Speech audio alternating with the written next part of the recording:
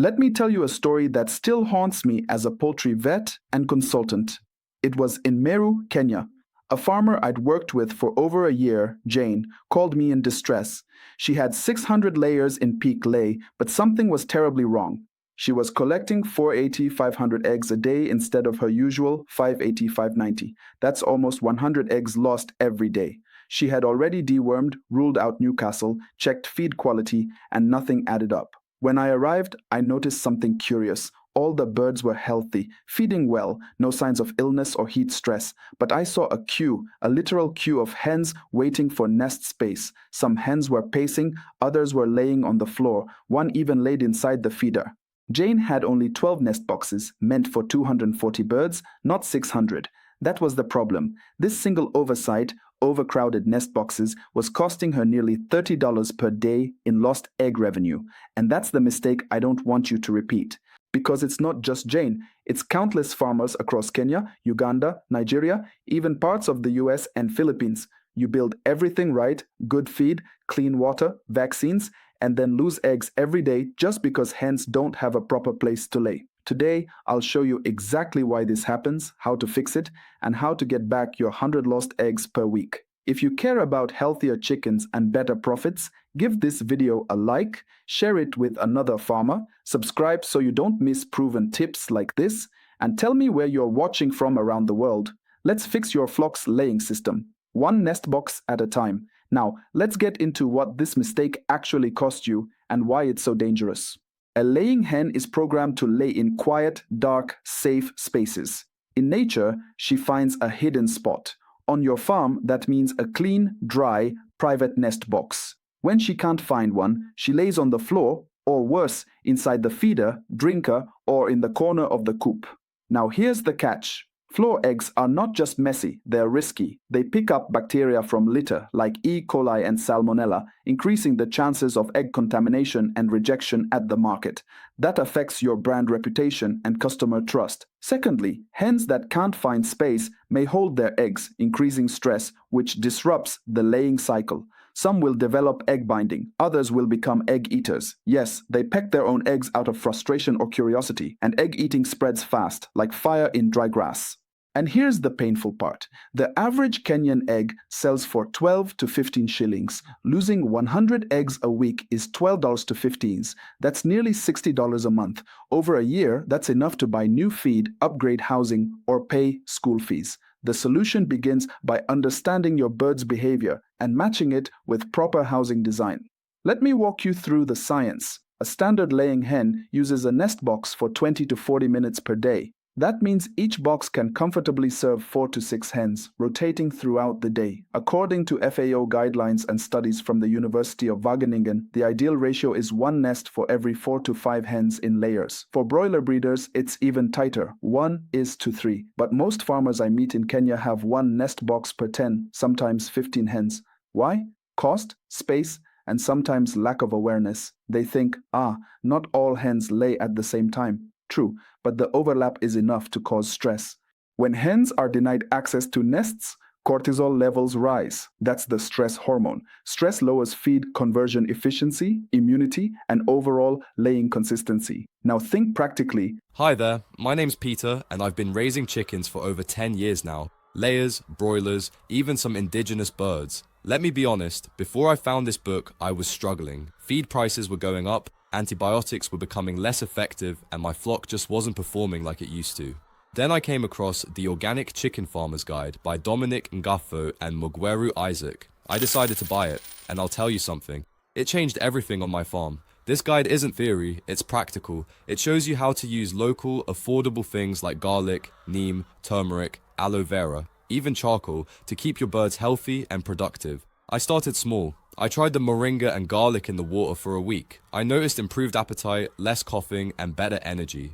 Now, I've built my own small black soldier fly setup for protein, and I'm using fermented feeds regularly. My birds are growing faster, my eggs are bigger.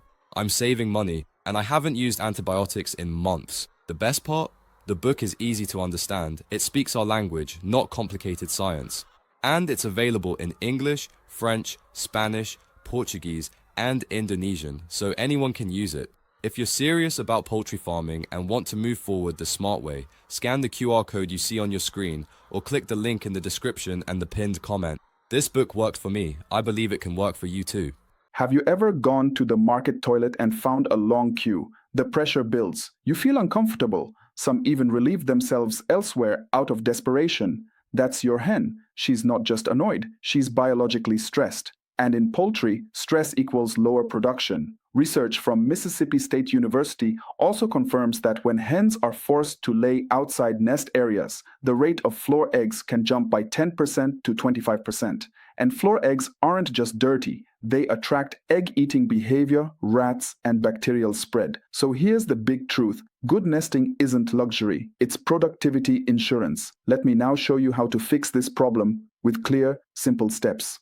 First, calculate the correct number of nest boxes for your flock. If you have 100 layers, you need at least 20 to 25 nest boxes. For 500 hens, you need around 100. If you're using communal nests, like rollaway nests for large flocks, make sure each nest space allows one hen per 0.25 square meters. For individual nests, 30 centimeters wide x 30 centimeters high x 30 centimeters deep is the standard. Second, placement matters. Mount nest boxes about 45 to 60 centimeters off the ground.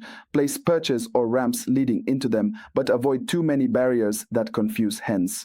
Third, provide darkness. Hens prefer dim areas for laying. If nests are too bright, they'll avoid them. Add a curtain or install the nest boxes in a shaded corner of the house. Fourth, use clean, dry, soft litter inside each nest. Rice husks, wood shavings, or straw. Replace it weekly. Dirty litter smells like droppings and drives hens away. Fifth, discourage floor laying. Block common floor laying corners with mesh or buckets. Every time you collect floor eggs, collect them early. Don't let them sit, and train the hen that this is okay. Sixth, egg collection should be frequent. Twice daily minimum, once before 9 a.m., again before 1 p.m. This keeps nests free for the next hen and reduces the chance of eggs being broken or eaten. Now let me take you to a farm in Eldoret. A semi-commercial farmer, Wycliffe, had 350 layers. He was collecting about 290 eggs daily. After a short audit, we found that he had only 18 nest boxes and no curtains. Many hens were laying in feed troughs. We added 40 more boxes, lined them with rice husks, added curtains, and blocked floor corners. Within 10 days, his production jumped to 330 eggs per day. That's 40 more eggs daily, or 180 extra per month. One simple fix, one massive gain. But let's be real, some of you may still say, "Dominic, my birds lay fine, even with one box for 10 hens." Yes, some flocks tolerate crowding better, especially hardy local breeds like Kenyeji or Rainbow Rooster, but even they perform better with proper nesting. The difference may not be dramatic overnight, but over 3 months, it adds up. Others might ask, aren't communal nests more efficient? Yes, but only if they're well designed. Too big and dominant hens hog them, too open and they become poop boxes. Balance is key. What about deep litter farms where birds hide eggs? Again, proper nest design and training solve this. Introduce nest boxes at 17 weeks, just before point of lay. Train them by placing fake eggs or golf balls inside. Some farmers fear cost, but let's do the math. Building 20 wooden nest boxes might cost you $40 to $60, but if it gives you 20 more eggs per day, that's $3 per day or $90 a month. You recover the cost in 3 weeks. It's not an expense, it's an investment. So what's the key takeaway here? First, always match nest box numbers to your flock size. 1 for every 4 to 5 hens. No shortcuts. Second, design matters. Darkness, cleanliness, and proper height make a world of difference. Third, egg losses from overcrowded nests are real. 100 eggs per week is not a story. It's what I see in the field every day. My mission is simple, to help you avoid the mistakes we've already learned from. I've walked into hundreds of poultry houses, and this issue keeps coming back. But the solution is in your hands. You can fix it this week with what you already have. Start by checking how many nest boxes your flock is using right now. Count them. Divide by your total hens. If it's over 1:6, you're losing eggs silently. Build more boxes, improve design, and observe behavior for the next 7 days. Track floor eggs. You'll see the change. If this helped you, hit the like button, subscribe for weekly poultry tips, and share this with a farmer who needs it. Let's build healthier flocks and better profits, one smart decision at a time. I'm Dominic, your poultry vet and consultant, signing off with this reminder. Never underestimate the power of one wooden box in saving your entire month's profit. Stay sharp, stay kind to your chickens, and I'll see you in the next video.